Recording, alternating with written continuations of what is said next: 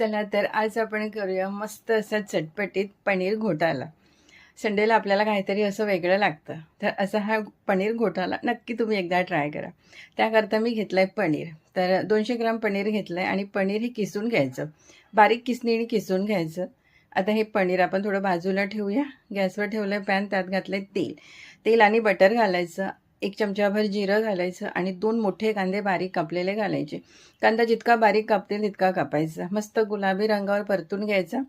नंतर आलं, लसूण आणि मिरची घालायची. हे सुद्धा 2-1 मिनिट आपण परतून घेऊया. नंतर त्यात 2 टमाटर घातले अगदी बारीक केलेले.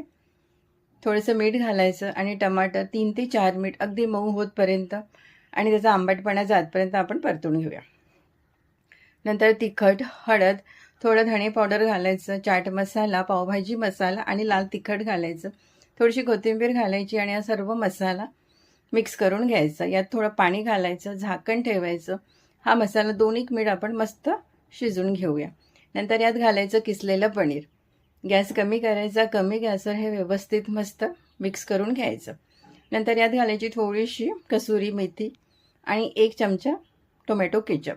हे सुद्धा आपण परत एकदा मिक्स करून घेऊया. नंतर यात घालायचं पाणी. आता तुम्हाला किती पातळ हवं, घट्ट हवं त्या अंदाजे पाणी घालायचं. झाकण ठेवायचं. 2 ते 3 मिनिट आपण हे शिजवून घेऊया.